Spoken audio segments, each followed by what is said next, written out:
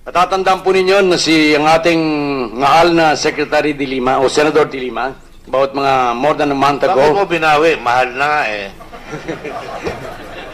Hindi na naman to. Sinabi mo na mahal. Huwag mo na babawiin. Happy Valentine's Day. Hindi ko po binabawi yun. Dinadagdagan ko lang sige, po. okay, alright. Thank you. Mahal na Senador ay nagpaalam po siya sa akin. Katulad ng ginawa ni Gerald Sambero. Naaalis daw po siya papuntang US and then Germany ata. So, nang mabasa ko yung request ni Senator de Lima, wala namang problema sapagkat wala naman siyang kaso, inapprove ko. Anong ginawa sa akin mga Filipino people? Pinagbumura ko kung bakit daw hindi ko ginawa yung katulad nung ginawa niya kay PGMA. Ang sabi kong ganyan, hindi ko maaaring gayahin ang ginagawa ng aking predecessor kung mali. Kaya't kahit na. Correction lang po, hindi po ako makikiaway. Alright, go ahead. Sorry po, hindi ko po aawayin sa Secretary Aguirre. Correction lang po, factual. Take a deep breath and then ask your question. Hindi po, correction lang po, factual lang Right, po. please. It's a factual point, Secretary You had the Aguirre. whole departure order. Yes po, Madam Senator. Yung inisyu nyo po sa akin is ILBO, katulad din po ng inisyu nyo kay Mr. Sumbero. Opo. Yung inisyu ko po against the former President Gloria Macapagal-Arroyo is the watch list order. There's a big difference. Based on a circular na inisyu ng aking predecessor, hindi ko po yung circular. At yung watch list order, just like HDO, based on that circular na inisyu ng predecessor ko, si Secretary Al-Agra, is pipigilan unless nga bigyan ng allowed departure order. Yan po ang diferensya ng HDO and WLO on one hand and ILBO. ILBO technically and legally does not serve to prevent the departure. Pero look out kasi pag nandyan yung taong subject of the ILBO, i-report ng BI officials or BI personnel to the Secretary of Justice, to the DOJ, para kung merong legal impediment for the departure of the subject, let's say warrant of arrest, o may HDO validly issued by the court, hindi po dapat papayagan. It's just a notice. But yung diferensya ho ng treatment nyo sa amin, dalawa, ni Mr. Sumbero, pareho po kami subject ng ILBO. You issued an allowed departure order sa akin na hindi naman kailangan yon dahil wala ngang legal impediment, pero kay Mr. Sumbero, you never bothered to issue allowed departure order. So why was he allowed to leave? Okay, so you are in fact strengthening my position, Madam Senator. As a matter of fact, yun yung pagkakaiba, yung watch list order ninyo at saka yung elbow ko yung panahon compared with the Gloria with President Macapagal, pareho po yung hindi makakapigil sapagkat ang makakapigil lamang sa paggalis ng isang tao yung tinatawag nating whole departure order. Comes from the courts. From the courts, issued by the courts. In this case, sa inyo po, wala namang whole departure order sa inyo. Kay Mr. Sumbero, wala ring departure wala ding HDO. Kaya wala kayong pagkakaiba insofar as that's concerned. Ang another pagkakaiba, nagkaiba po kayo, pwede po bang patapusin nyo? Okay, go ahead. Go ahead and finish up. Ang pagkakaiba po ninyo is that because I saw nothing allowing you to depart, I issued an allowed departure order. That was the very reason why you, Madam Senator, wrote that letter to us. Because you wanted to be issued an allowed departure order. No, correction.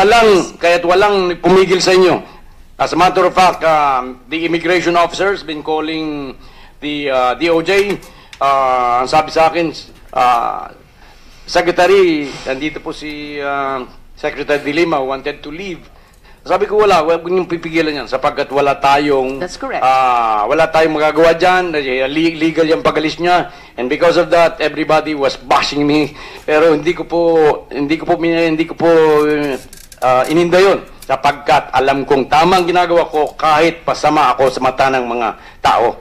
Ngayon, going back, Tsaka mahal mo si Secretary de Lima. Opo. Dagdag mo yan para hindi na mainit ang ulo. Actually, yun ang gusto kong iparating kay Secretary de Lima eh.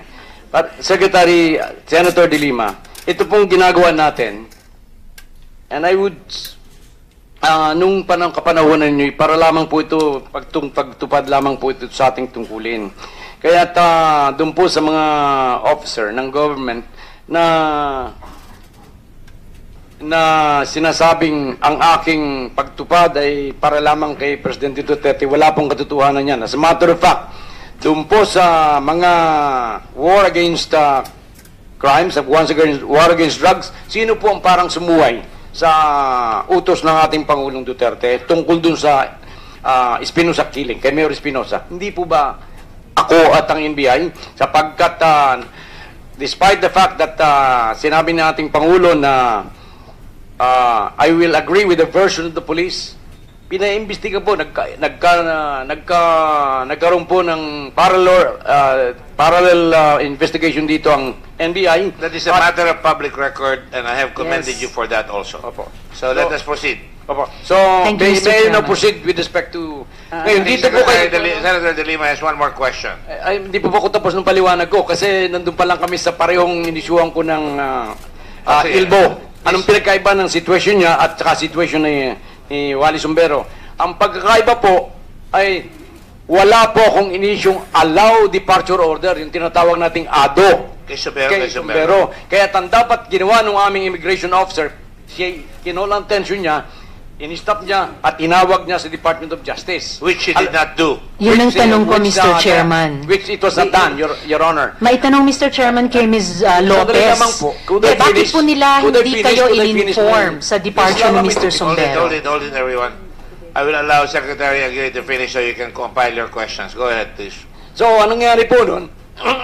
It should be the duty of the immigration officer to stop Mr. Sumbero. Sapagkat why? Although at the time when we issued the elbow, wala pa siyang kaso. Ganon din naman sa sitwasyon ni Secretary de Lima. Pwedeng in the interregnum, mayroong na-file na kaso. That is the reason why there's a need for the immigration officer to call us up. Baka may bagong kasong na-file. I think we should go to another point. That has been adequately explained already, sir. I'd just like to make it of record, Mr. Chairman, and para sa good secretary din, yung issue ko po dito ay hindi nyo pinigilan si Mr. Sombero na makaalis. Yung issue po ay tungkol sa pagkukulang ng department at pagkukulang ng bureau na i-inform yung Secretary of Justice na i-monitor yung movement ni Mr. Sombero despite the lookout order. Kaya nga po, Mr. Chairman, may tatanong ko rin kay Ms. Lopez, bakit hindi po in-inform ng bureau si Secretary na umalis si Mr. Sombero? Kaya po, ang sabi niyo sa akin, negligent ako. Pero lumalabas na ako hindi negligent. Ang negligent yung aking immigration officer. That's why there is now a formal charge against her for not doing her duties dun sa pag-alis ni Mr. Wally Sombero. The point is well taken, and that is why she's here. Melba Lopez, kindly answer the question of Senator Riza Ontiveros. The question is, why did you not report Mr. Sombero's presence? Or And you allowed him departure? to go. He did not go further. You allowed him to go out of the country. Good afternoon. Sige po. Nung dumaan po sa amin si... Ilapit ka lang yung mikropono nga kay Miss Lopez. Miss pa ba o Mrs.? Mrs. po. Mrs. Ms. pa rin po, whether dalaga tayo or kasal, ano? Nung dumaan po si Mr. Wenceslao Sombero Azarcon Jr., dumaan po siya sa regular departure formalities. Single or married? Siya po ay, nung binigay po yung passport sa immigration officer, nung primary inspection, ang nakalagay po doon, base sa dokumento, ay Wenceslao Sombero Jr. Azarcon. Pag giniskan nyo po, walang lalabas na lookout bulletin, walang all departure, walang derogatory list.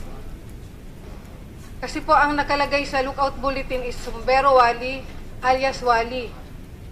Hindi po magre-register sa aming computer. Well, thank you, Mr. Chairman, pero bilang isang laywoman sa usaping iyan, parang commonsensical pa rin na dapat may extraordinary o may due diligence or extraordinary due diligence para ilista yung tama o kumpletong pangalan ng subject ng isang nakalista sa watchlist order para nga po ma-aware ang departamento kung aalis yung taong ito at ma-monitor yung kanyang movements. As a last follow-up question, Mr. Secretary, mabalik dun sa isang follow-up question ko kanina, bakit po ganun ka-importante si Mr. Jack Lam na talagang pupunta talaga kayo out of your way na harapin siya kahit nga po may official function kayo nung panahong iyon?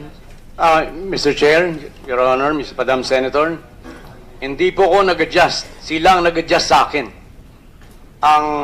Ako po ay talagang naka-schedule to be awarded kami ng Presidente at 7 o'clock. So I made it a point that we meet at 5 o'clock. Kaya po, the same building. The same building. So, wala kayong masasabi na ako ang nag-adjust. Sila po ang nag-request, sila ang nag-adjust sa aking schedule.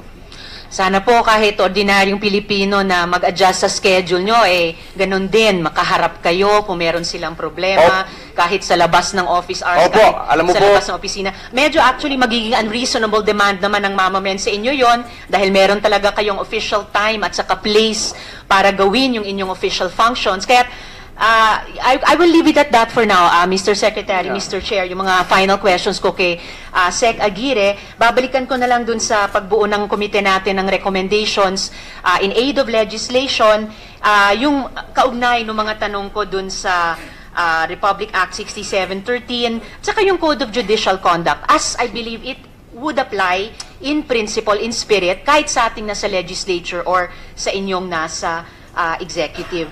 Mr. Chairman, may I reply, Mr. Chair, to the last follow-up question? yes, Mr. Any person, kahit saan nila ako makita, they could talk to me. Ako po'y laking probinsya, hindi ako huwag kayong mangingiming makipag-usap sa akin. As a matter of fact, as late as 1 month before my appointment sa DOJ, tingnan po ninyo sa Muntinlupa. Nag-a-appear pa rin ako ng isang nakakulong sa Muntinlupa ng gratis at tamore. Walang bayad. Pero ako po'y in-announce na noon as to be appointed as Secretary of Justice. But Judge De Leon, the wife of Justice De Leon, Magdangal De Leon of the Court of Appeals, could testify that as late as 1 month before my appointment, I am appearing in our sala to appear before a detention prisoner. Kaya po ako po ay simula pa po nang ako'y maging abogado. Napakarami na pong aking tinulungan na walang bayad. Kaya po nung una ay ako'y pag may 20 pesos ka papunta sa Mulanay sa Bundok Peninsula. Tapos nagkuhan yan. Primero muna manok, tapos 20 pesos, tapos naging, anong tawag dito, naging... I think you can establish the fact Yes, that you Mr. are Chair. accessible. Opo, Besides, opo. in fairness, And they could do that. In fairness, Senator Riza is correct because to many uninitiated, the proper thing to do would meet them in the office. But as you all know, and as sure she knows, sometimes we in public office, we bump into people. They get photographs, they ask us for favors, and in the context of the controversy here, it can also be said that you gave access because there were 1,300 people incarcerated under very unideal conditions, and there was pressure from the ambassador from China or the Chinese embassy. And I was going to say that I don't care if there's pressure. He doesn't interfere with us because our people have the same thing, and we can apply pressure in China, but they still won't listen to us sometimes. Mr. Of course, Mr. Chair. So my point is, just be accessible. That's all. Yes, Of course, Mr. Mr. Chairman, as I said, medyo magiging unreasonable demand naman yun sa Secretary. And of course, ibang-iba naman po ang sitwasyon ng isang ordinaryong kliyente na kaya lang magbayad ng manok, kumpara po sa isang Mr. Jack Lam na sabi nga po napakalaking tao at mas importante po ay at the time na humarap ang Good Secretary ay meron pong live case tungkol sa mga hanggang sa ngayon unsettled na mga tanong po tungkol sa regulasyon o kakulangan ng regulasyon sa kanilang negosyo sa ngayon dito sa Pilipinas. Well, Jack Lam can buy many cocks, Mr. Chair. especially because this is the year of the cock. Yes, Mr. Chairman. Thank you very much, Mr. Secretary, dun sa pagsagot nyo sa mga tanong ko. Moving on, Mr. Chairman, kay Mr. Sombero. Mr. Sombero, may mga nine-name drop ba na mga pangalan sina dating Commissioner Argosino and Robles nung kausap kayo? Nagne-name drop ba sila ng pangalan ni Sec Aguirre o nagne-name drop ba sila ng pangalan ng iba pang mga opisyal? Pagdating po doon sa alleged extortion, wala pong nininend up sa akin. Sir, wala po? Wala pong nininend. Wala. Okay po. Pero, yes, Mr. Chairman. Wasn't text messages issued here a while ago where Agostino was referring to connections with the president? Yeah, Mr. Chair, that has nothing to do with the extortion, kaya sabi ko po walang nabanggit na pangalan. But it's got something to do with the problem of the Chinese. Hindi ko na po masyadong pinansin yung text na yon kasi... But the question after is very simple. Was the president's name being dropped from time to time? hindi po. And besides, there was no mention of President Duterte, just a Wala president. po. Yung text But na I think the question can be answered yes. It was name dropping. But it does name dropping, Especially Chair. since they're Yes, both from sir. the same Yes, sir. fraternity. And they're all from San Beda. And they're all lawyers. Some good, some bad, some principled, some unprincipled. Thank you, Mr. Go Chairman. Kay Mr. Sombero pa rin, sinabi po ni Secretary Aguirre sa pagdaan nitong hearing na sinubukan siyang i-bribe. Tama po, Secretary, no? Sinabi niyo po sa committee ito, nag-attempt po na i-bribe kayo. Opo, kasi po, yung doon nga po tayo nagkakaiba. Sapagkat pag sa English, yung attempt, although in the loose sense, yung nangyari sa akin.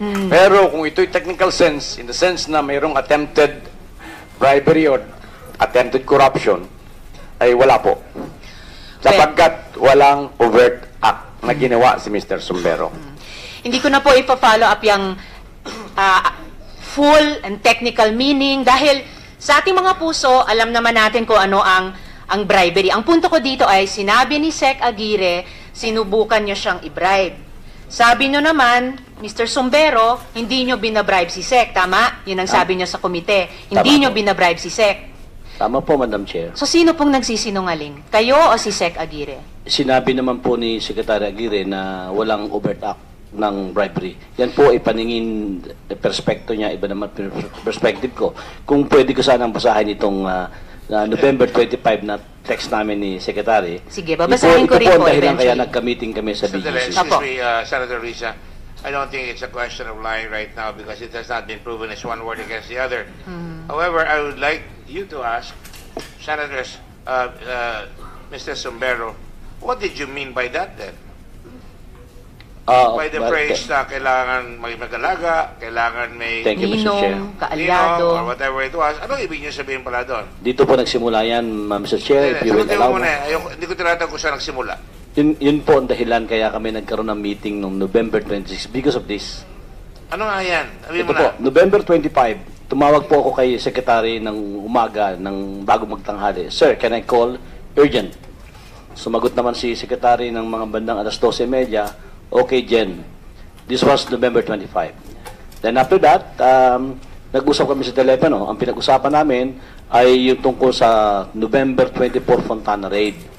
Na Mr. Secretary, ito na po yung pinag-usapan at binriefing ko sa inyo sa DOJ noong September 23. Na yung Fontana po ay may paraan, ito po ay makakapag-generate ng malaking revenue. Baka naman pwedeng bilang isang AGSPA President at may mga miyembro po ko doon, i-explore ko at alamin ko ang kanilang problema.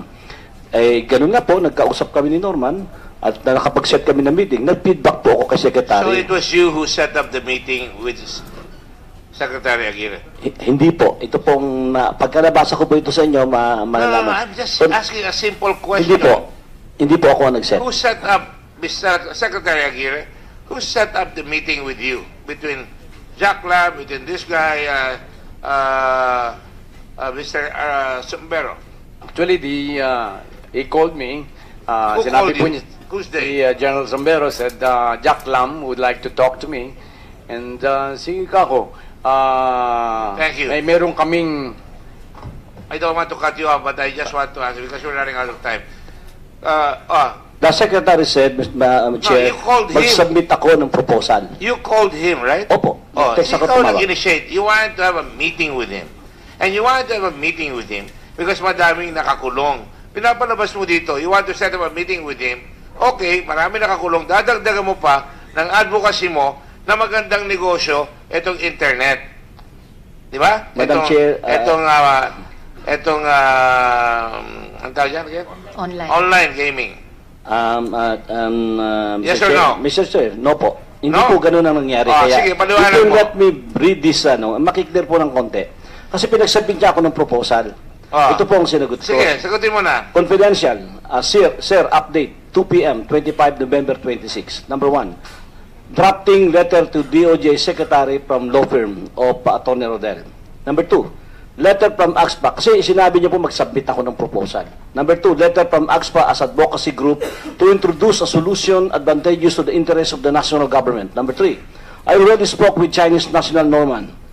He's the number 2 spokesman of Jack Lam. They agreed with our recommendation for approval of SOJ and PAGCOR. Number 4, consistent coordination with BI Chief Intelligence General Kalima. Number 5, no financial consideration involved.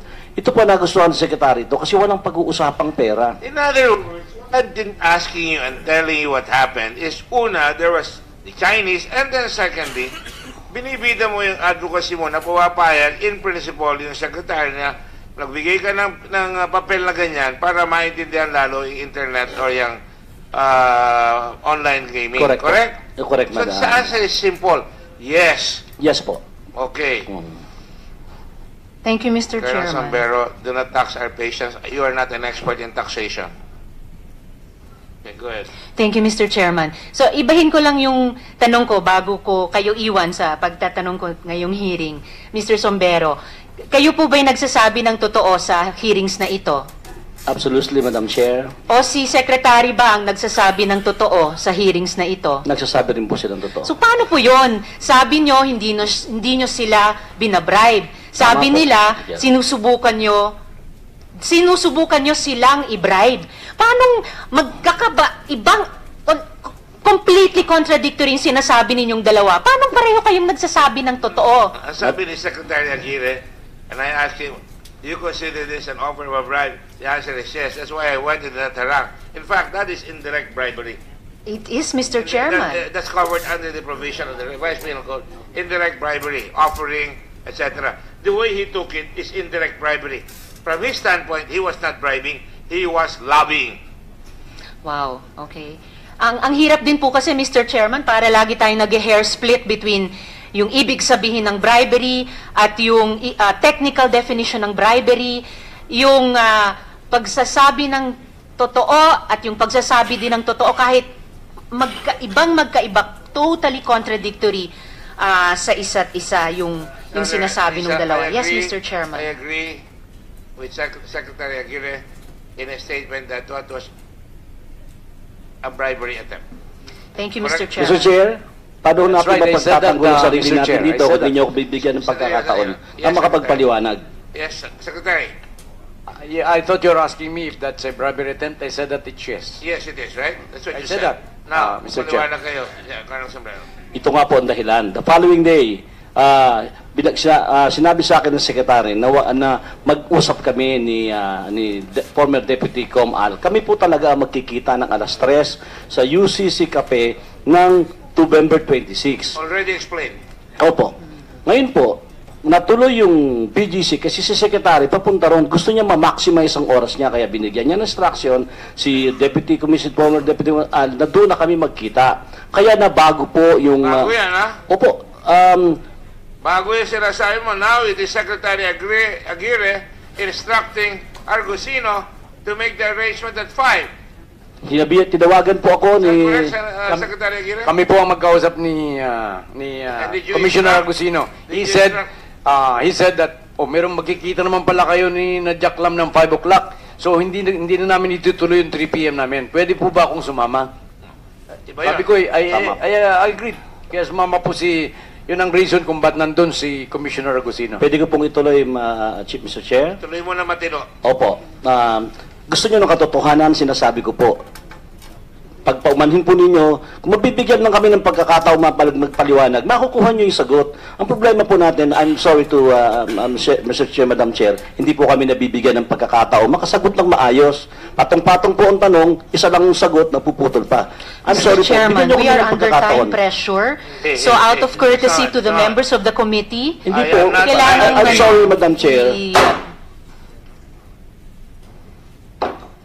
You are insulting this committee. We've given you every chance. You've tried to put form over substance. You come up with half-truths. You come up with hair-splitting answers, and I'm not going to take that anymore. I'm sorry, Mr. Chair. You better say your story properly. I apologize, Mr. Chair. There is no attempt to muscle anybody. We have extended the time of every senator here. I'm here to clarify, and if you cannot explain, I'm sorry for you. You better take that back. We're not trying to muscle you. You come up with all kinds of... We even allowed you to recite a poem. I did not deride you for that. I apologize, Madam. Nobody's ever recited a poem during an investigation. So be careful with your remarks. Go ahead, please. Thank you, Mr. Chairman. I have no further questions for Mr. Sombero. Without prejudice to him saying more if the chairman recognizes him. My last question, Mr. Chairman, will be for... We're giving you wide leverage because you Thank you waited so a lot. much. Thank you And so I much, don't Mr. Chairman. Appreciate I don't it. enjoy making ladies wait, Salamat po. even if they don't want to be called Mrs. or Miss. Yes, Mr. Chairman, and that is on record. So, para po kina former commissioners Argosino at Robles, so ano pong ginawa ninyo sa pera?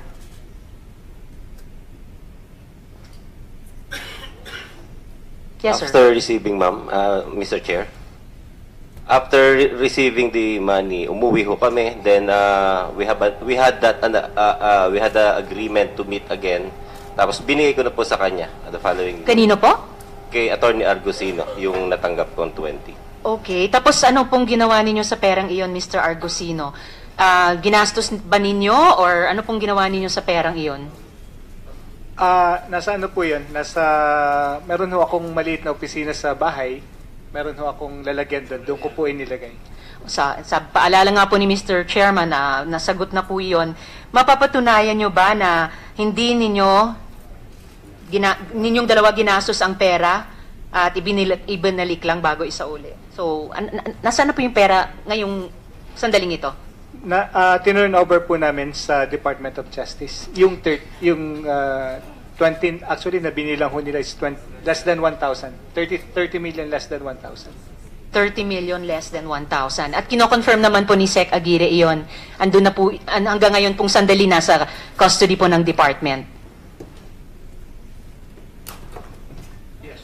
Yeah, I confirm that, Mr. Chair, Madam Senator. salamat po, Mr. But it's no longer with the DOJ. We put it in a safety deposit box in a bank. Okay po, salamat po. Balik po kina former Commissioners Argosino at Robles. Kasi nga nagsagawa kayo ng entrapment operations. Meron po ba kayong background sa intelligence work para magsagawa ng ganyang entrapment operations? Actually, Mr. Chair, hindi po ako talaga member or direct participant ng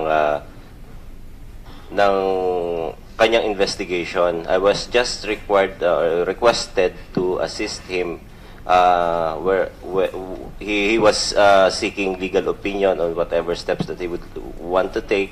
Sino pong si Commissioner Argosino? Yes, Commissioner Argusino. I was just Okay. present all the time that in several meetings that we had, nandun lang po talaga ako. At kayo po, Mr. Argosino, may background po kayo sa intelligence work at maalam kayo sa pagsagawa ng entrapment operations? Hindi po entrapment yun, Madam Chair. It's a case build-up po. Kasi po, Maalam po kayo sa case build-up. ang case build-up po kasi is yung determination. Because at that time nga ho, nagko-consult ho kami ni Commissioner Robles kung malakas na yung kaso.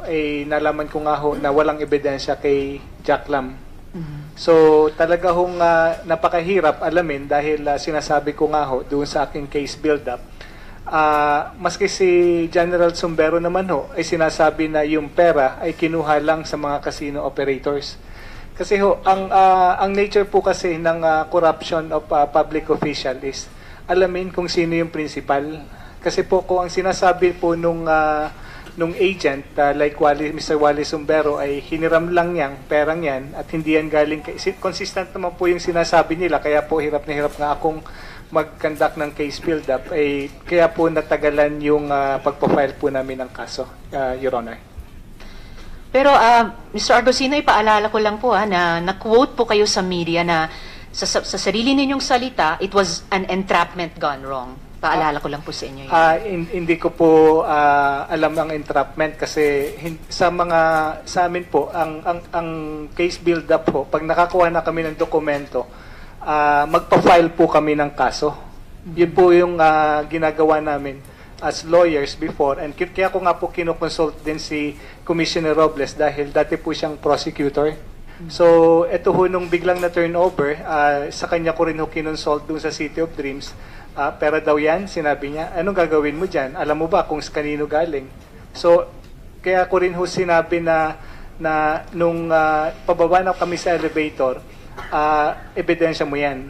So yun po yung nangyari. Hindi po ito talaga in the nature of counterintelligence for the purpose of entrapment. Ito po ay case build-up. Ito po yung, actually, technically hindi rin po case build-up, is gathering of facts po ba? Kasi nga ho, dapat malaman kung sino po yung owner ng money. Kasi ho, sino po ang idedemanda kung si Mr. Wally Sumbero sinasabi hindi galing sa kanya, si Mr. Jack Lam sinasabi na hindi galing sa kanya. Tapos yun hong mga casino operators ang sinasabi ay in advance lamang ni Jack Lam dahil ang pera ay talagang galing po doon sa mga arrested aliens. So talagang napakahirap po nung situation. Well, Mr. Argosino, Mr. Chairman, whether gathering of facts o case build-up o entrapment, ang pinapaalala ko lang po ay na-quote po kayo sa media using that term. A very precise term of entrapment. Sabi nyo, entrapment gone wrong. Last question ko po para sa hearing na to, Mr. Chairman. Still kina Mr. Attorneys Argosino and Robles. Whether mag-find po ang komite namin na extortion ito or mag-find ang komite na bribery ito, money changed hands. At pinaghati-hatian po yung pera among yung mga involved na tao. So, hindi ito purely blameless na mga pangyayari, di po ba? Di po ba? Kung ano mang ipangalan sa ginawa o nagawa, kumbaga, hindi siya regular o virtuous na action. Tama po ba ako sa ganyang conclusion sa ngayon bilang isang lumahok sa hearing na ito? Former Commissioners Argosino and Robles. Kanya-kanya naman po ng impression talaga ang tao. Hindi, sa pagtingin mo sa picture, kanya-kanya impression. Hindi naman po talaga natin kayang i-describe similarly the way we want it to. Pero kayo po, ano pong impression ninyo sa nangyari at sa ginawa o nagawa ninyo? At kung paano tumakbo itong buong hearing natin? Ganito po kahirap patunayan lahat ng mga sinasabi. Yan po yung impression ko. We have the iba-iba yung intention ng mga parties. Iba-iba yung intention ng bawat isa. And that's it. That's my impression of what is happening. Well, of course, Mr. Chairman, the committee will certainly go farther than that. At gaya ng sinasabi natin kanina pa, in aid of legislation, The committee sabihin can ko ano ang only nangyari. make decisions based on the testimony of witnesses. We're not here with a preconceived notion of who's guilty and who's not. Yes, Mr. That is Chairman. why the chair and the committee provides wide latitude for everyone to explain. Sometimes the questions have already been answered. Sometimes there are doubts, and we want to expand so that the people who may feel that they are being unfairly subjected to heated cross-examination, or for that matter, getting very, very crucial scrutiny of what they're doing, they can explain it well. But I must remind you that it is not just in aid of legislation that this committee is empowered with. It is empowered, the only committee in the Senate that practically is against graft and corruption, literally. And therefore, what we recommend will hold persuasion, not just persuasion, but important influence with the people who are going to do it. Most of the stuff that we have investigated here automatically goes to the Ombudsman. I'm going to repeat my previous request. I'm sure the Ombudsman is listening, and they can make their own conclusions. They can make their own cases on that matter. Go ahead. Mr. Chairman, a last answer please from Commissioner Argosino. Kayo po, kung anong i-find ng komite, whether extortion ba to, bribery ba ito, iba pang nangyari ba ang ipapangalan dito? And in fairness, excuse me lang, Yes, Lisa, Mr. Lisa, Chairman. I'm sorry. In fairness to the Ombudsman, they've already asked us for the evidence and documents. So the Ombudsman is paying attention. Thank you. Commissioner Argosino, please. Anong itatawag ninyo sa nangyari? Your Honor, ito nga po yung situationer namin. Bagong-bago po kami sa immigration. And nung pumasok po kami dito is we were under the instruction na huwag magpadala sa mga ganitong situation. Nagkataon lang po talaga and napakahirap pong i-explain sa publiko na pumunta kami doon sa City of Dreams na wala kaming kaplano-plano. Then all of a sudden ay may dumating na pera.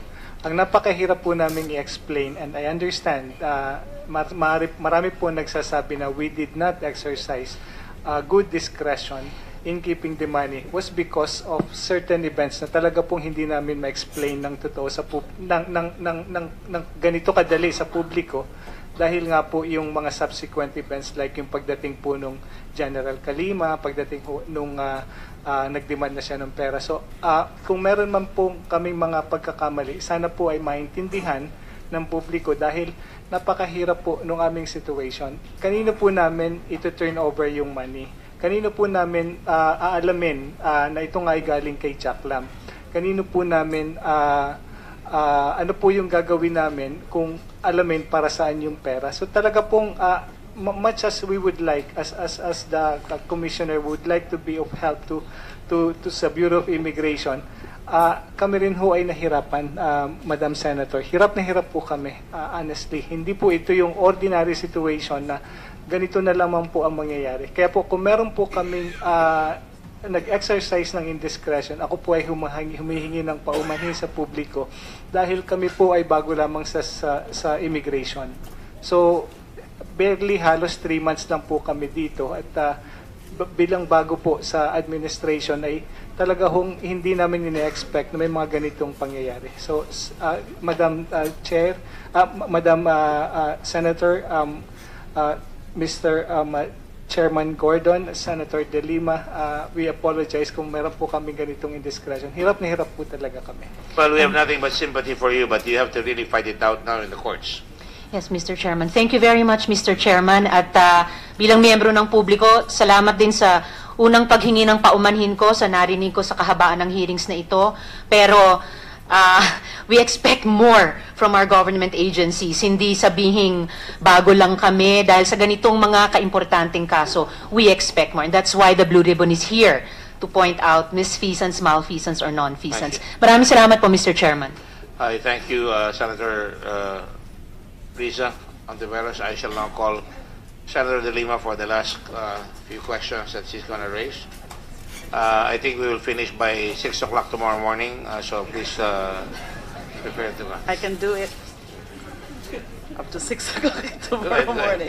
Thank you, Mr. Chair. You know, in a tense atmosphere, I've learned to try and make people smile a bit because I think we should try and do so as a country with a sense of humor, but a sense of justice that should always be high. Thank you. Thank you, Mr. Chair. I'll try to complete this honor before 6 o'clock, at the latest, 6 o'clock. I'm just curious po, Secretary Aguirre, bakit hindi kayo nag-issue ng ADO kay Mr. Sombero? Could you please, I wanted to ask that earlier, hindi lang ako Chair, nakasingit. may I request that the question be repeated? I did not get it. Yes, Please I'd repeat just like the to question. apologize to Mr. Lim.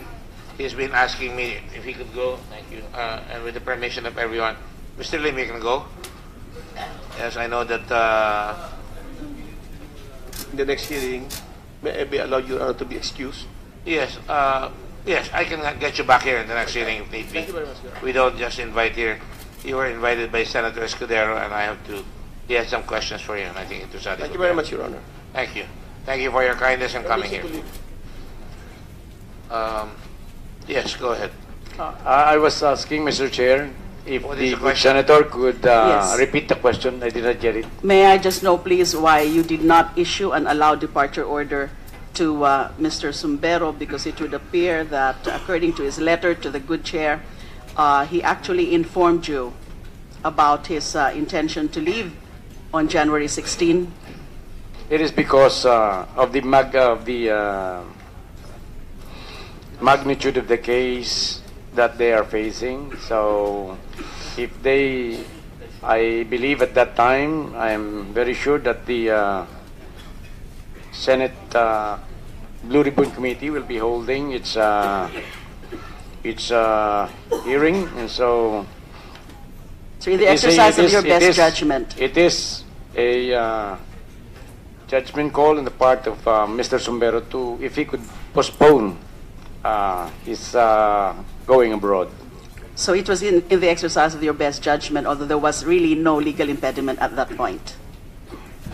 Even if there was no legal impediment at that point, it was in the exercise of your best judgment. That's correct, Mr. Chair, Madam Senator. And we see that it was actually the fault of the BI because they failed to really detect or spot That's correct, the Madam departure. Chair, Mr. Chair.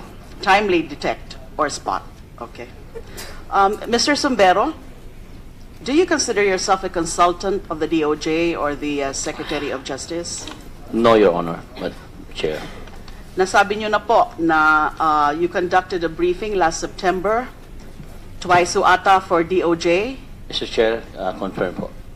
and at what instance was it that you were present or you were a resource person in that briefing? Did they invite you or did you volunteer?